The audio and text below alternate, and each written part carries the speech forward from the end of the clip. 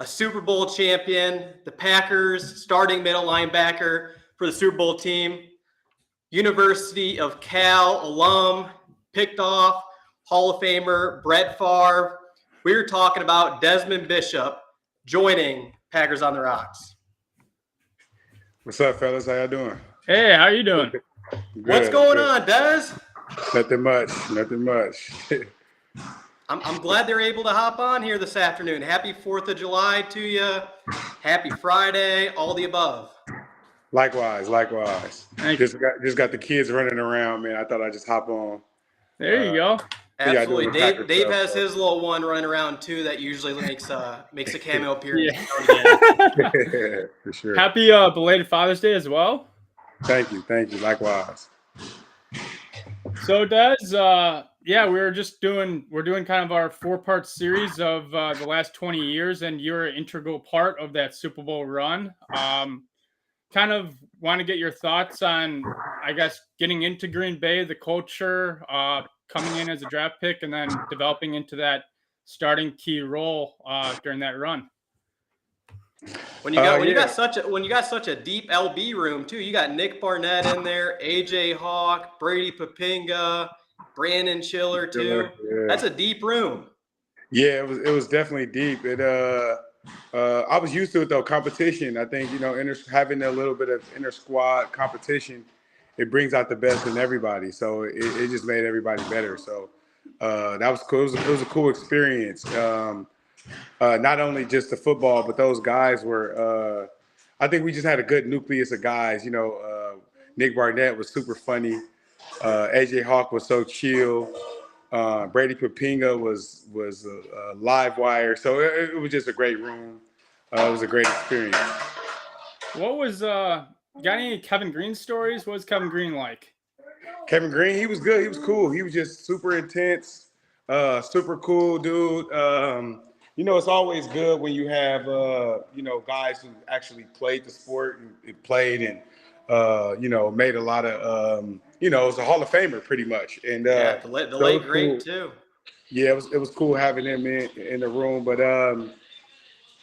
he was cool, man, just intense, super intense. And I seen a clip where he was like, now's the time. That's kind of like that was like the perfect clip of him. That's his personality. It was like now is always the time. It was like everything was intense, and so he was. It seemed like he wanted to be on the field with you guys at that time too. Like he feel like he could, he wanted to be out there for a snap or two, man. He's an OG, but like I can see him getting in and making some plays if he had the opportunity. Like he's a beast. You see Vrabel roughing it up every now and again, right? Getting in on drills. I could probably see the same thing with Green. Oh yeah, for sure. I'm sure he could have got a sack or two. Going back, saying you saw the clip of it as time.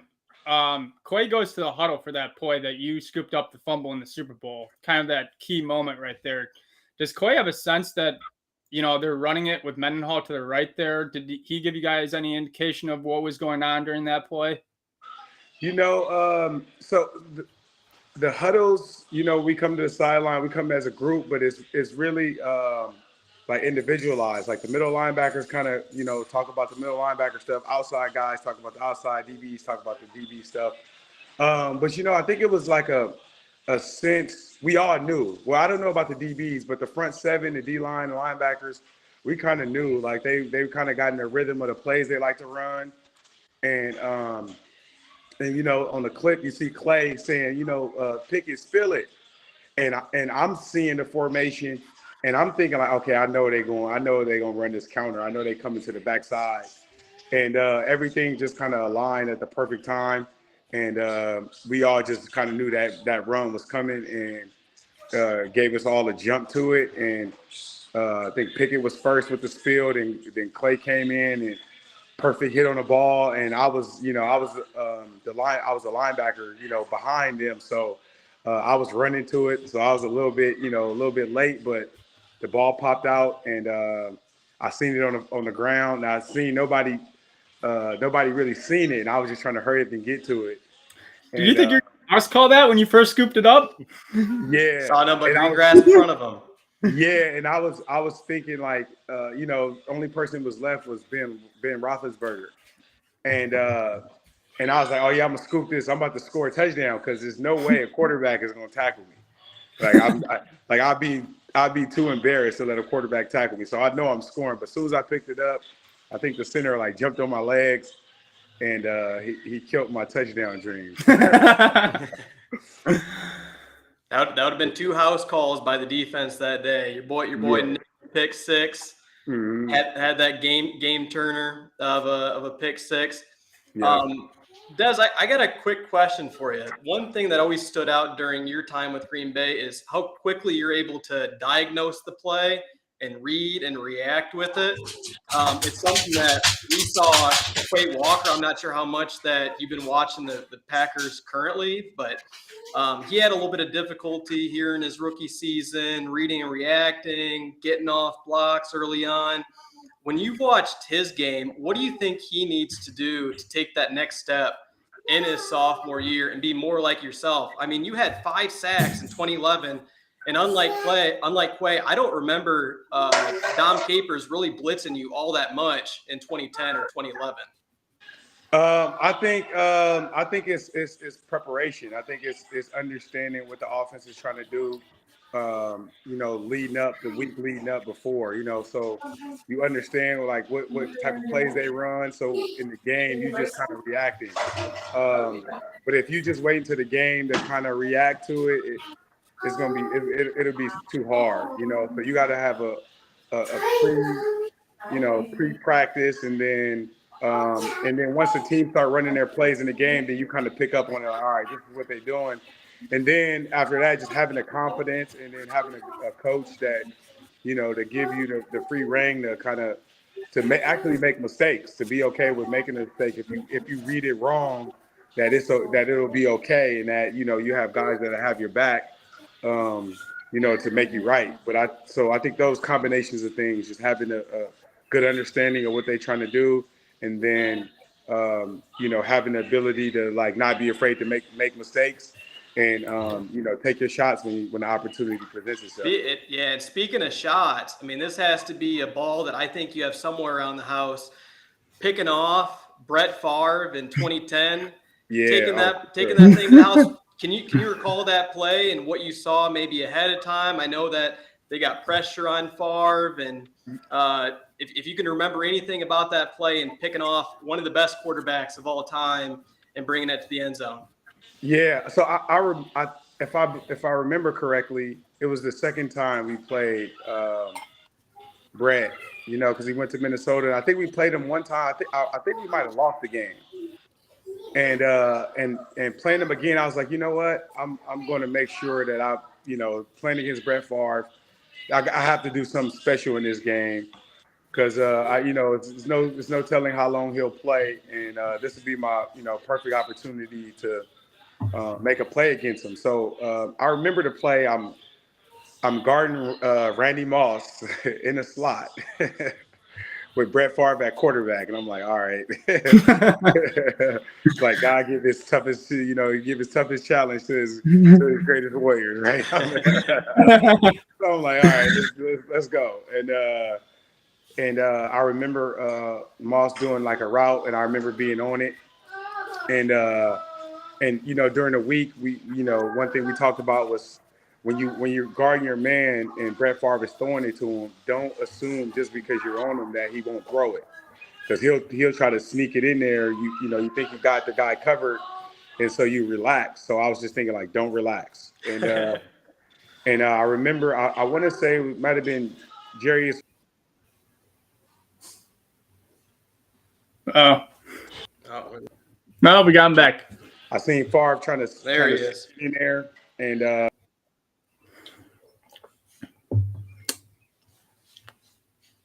you gotta love 5G. It's all right.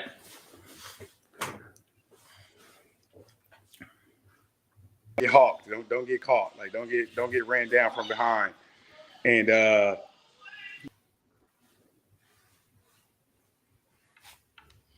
Want to hit him up real quick?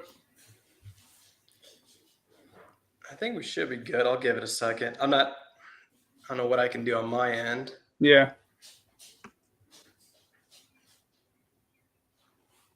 And I do want to be mindful of time, Dave. I want to ask him his 5 favorite middle linebackers of all time.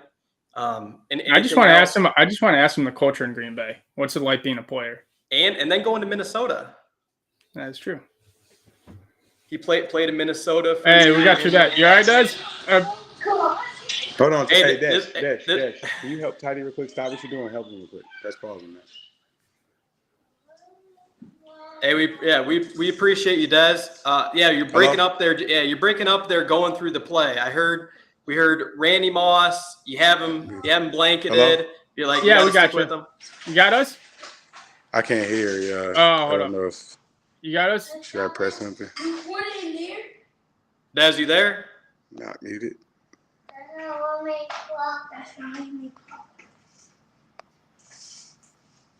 Testing. You Des, got us, Des? Yeah, I don't know what's happening. I can't. are we hear. good? No, you can't hear us. Okay. Hold on 1 sec. If I You got us, Des? Oh, Might try Alright. to log up. Yeah, he logged we'll off. see. But hey, we appreciate him. I mean, that was awesome. Here he is. We got him. Oh yeah. Got you back. You got us back? Sorry. Yeah. Yeah, no worries, man.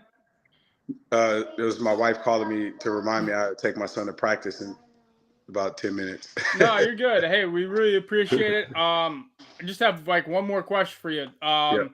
Culture in Green Bay, coming into Green Bay. Obviously, that team is pretty much life of the town there. So, just do you have any stories, bike riding stories, mini camp stories that you would like to share, or like random grocery shop encounters that you might get here and there versus kind of going to Minnesota in your second act of your career? I think one of the beautiful things about the culture in Green Bay, the fans, the community is really cool, and I say that in the sense that like the town is small, right? So when you go out to the grocery shopping or to the movies, right? Wasn't many things to do. You interacted with the people so much that you just felt like one of them. It wasn't like, oh my God, that's this famous Packer player. It's like, hey, what's up, Dad? We just seen you yesterday shopping. We just seen you yesterday. So it was like a family feel where you didn't have to, you didn't feel all of the pressure of, being famous. Like everybody was so cool. It was like, I just seen you yesterday. I just seen you. So it's like a family. It's like a family. So I thought that experience was cool. And I went to Minnesota and went to other places, but I wasn't there long enough to really understand the culture. So my only thing I really knew was Green Bay. So it was a great experience for me. Were you there with Greg at that time when you went to Minnesota? Was Greg Jennings? Yeah, we went there at the same time. Yep. Okay. Yeah, I would say 2012, 2013. Yeah. One last question for you, if it's all right, Des. Top 5 middle linebackers of all time. Who are your favorites? Who do you put on like your Mount Rushmore for middle backers? Oh, that's a good one. I'm gonna go Ray Lewis, number 1. Number 2, I go Mike Singletary. Good poll. And they can be interchangeable, 1 and 2, right? I'm gonna go Ray Lewis though. Mike Singletary 2.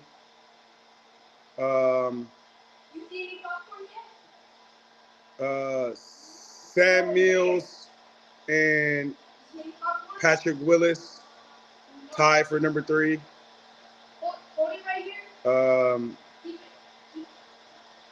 Luke Kuechly, Ken Norton tied for 4, and I'm gonna go myself number 5. If I'd have had a long enough career, I think I'd have been in the conversation with those dudes as well. There you go. There you go. Yeah. Des, we appreciate it. Thank you so much. Absolute legend for this. Thank you so much. Yeah, all good. Y'all have a good one. You too. Enjoy the 4th of July Have a weekend. Be safe. Cheers, bro. Cheers. I'm gonna bring my drink next time. Yeah, absolutely. Gladly have you back. Yeah, for sure. All right, Enjoy y'all. yourself. Have a good one. Yes, sir. Desmond Bishop, everyone. He says he's bringing a drink next time. I'm down. We can have a few drinks with him, man. Poor. He's got probably more stories to share. We got some, we'll have some Green Bay night out of town stories, maybe some locker room stories. Who knows, man? Some early Rogers Day stuff. Yeah, he comes into a team that knocking on the Super Bowl door, unexpected, and then in 2010 they get the job done. 2011, he's there from 07 to 12, and there's like 3 legit shots that he has. I was talking about windows last time. That was he's there during that whole first window. Yes, correct. Like that talent pool on defense and offense was insane. Like you had Dez coming into that team, and he started out on special teams. And he was a really good special teams player too. He had ton of tackles on kickoff. And then he, due to injury and due to his development, rises through the ranks, and he becomes kind of that dude. I mean, obviously Nick Burnett held it down for a long time, but I mean, he was an integral part of that Super Bowl run.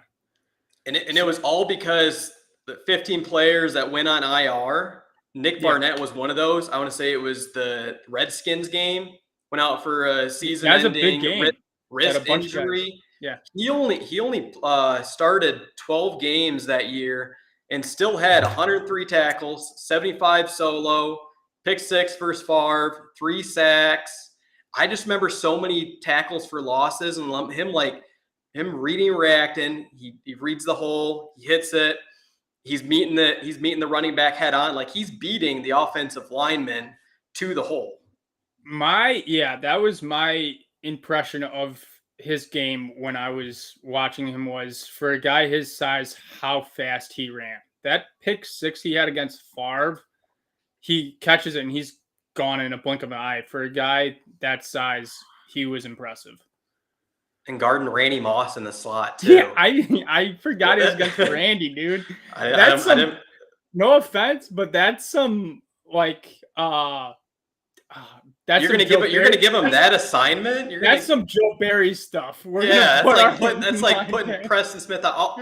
We'll give it to Dez though. Dez has a much better pass covering ability than Preston, but still though, you shouldn't have to put your inside linebacker on the best wide receiver of all time.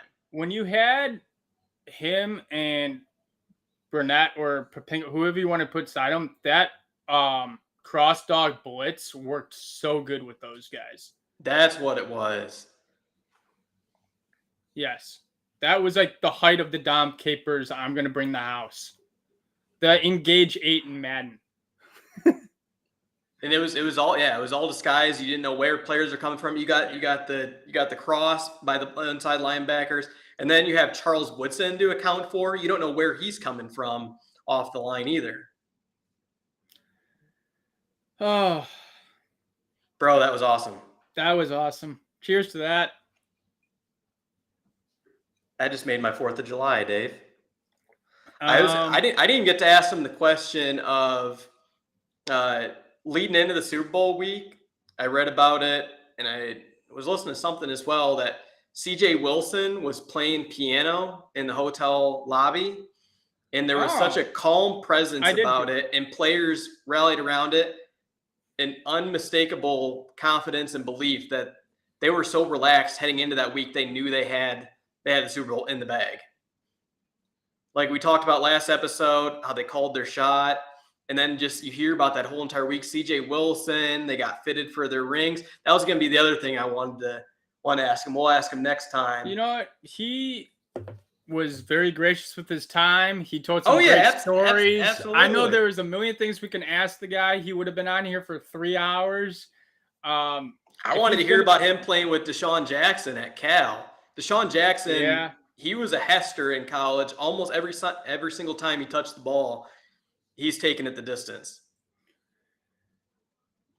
He was very, I mean, that was very insightful. That was awesome. That was fantastic. There's, like I said, we would have been here for 3 hours with Desmond Bishop if he would have allowed it. So hopefully he comes back on. The first of many. I don't know how we get into the swing of this thing, man. Like, in terms of what we got for the rundown after that. I mean, do we hop into 08? I'm sorry, from 14 to 18 now? We can. I mean, obviously now we're just reminiscing about the good old days. I mean, if we want to slide into 14 and have ourselves a long, tall drink after that, we can. Could always take a break too and come back. No, I'm good. We'll run with it.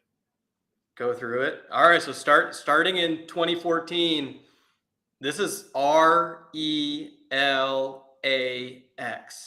Relax. It's gonna be okay. I'm gonna have to relax after we go through this season. But so this is kind of the second opening, if you will, the next window. I would put it at, right? Because that's what I was gonna call it. I literally had before Bishop jumped on. I'm like, we need to be agile with the title here in case he hops on, but it was going to be second window 14 through 18. Yeah. Yep. So this is our second window. 14 star-studded. We have 7 Pro Bowls on this team. Defense was kind of rocky, right? And then we kind of settled down the fort.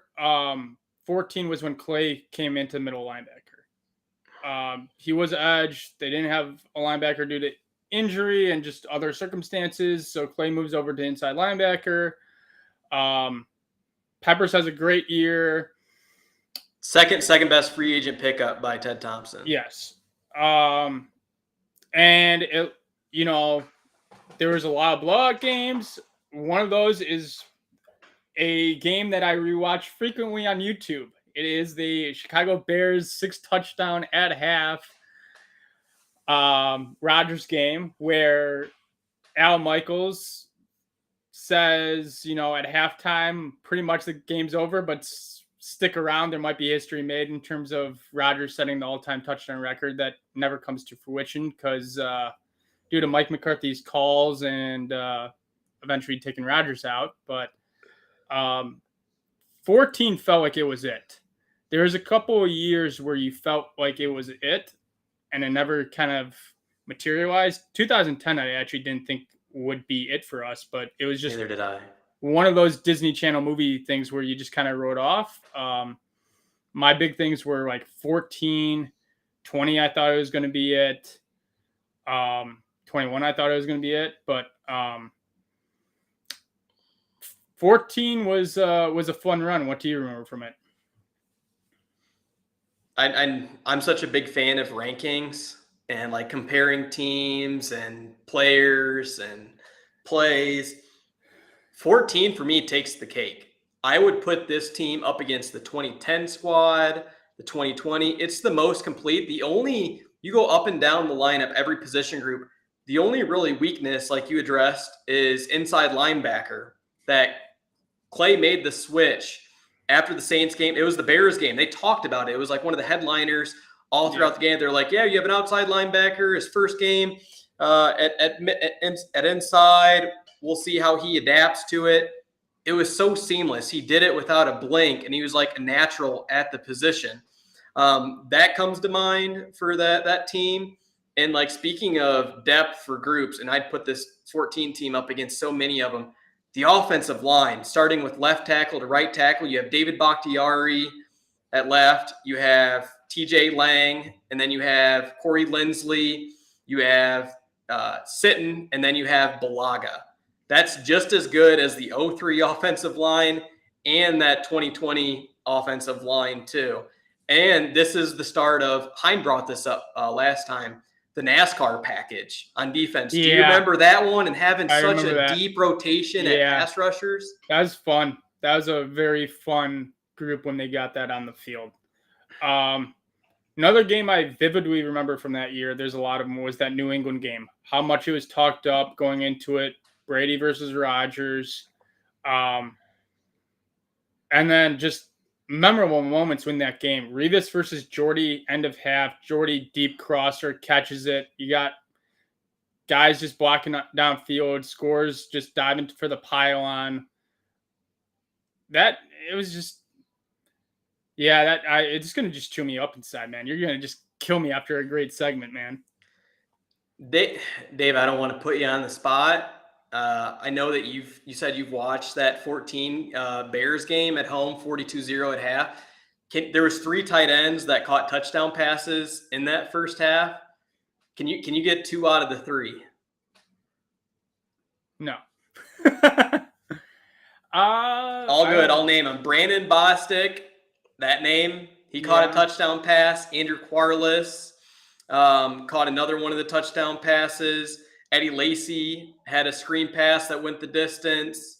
Those are a few of them, and I know there's one more. How is Eddie as well. Lacy a tight end? You just said tight ends, and Eddie. He's not. I didn't jot down what that third tight end was. I forgot it. I want to say it's either name 3 tight ends, and you're naming a running back. I think Crabtree was the third one who. Is he still on the team in 14? Put up a score. Oh yeah, 100%. There was but there's some controversy getting into that infamous game. Was on the way to that game we had that Des Caudic game. Hold up, Dave. I got a couple regular season games I wanted to get to. Let's not brush past. We get to hear your regular season moments, but not mine. Oh, never mind. Hold on. 1 sec. One sec. Give me a sec. All good.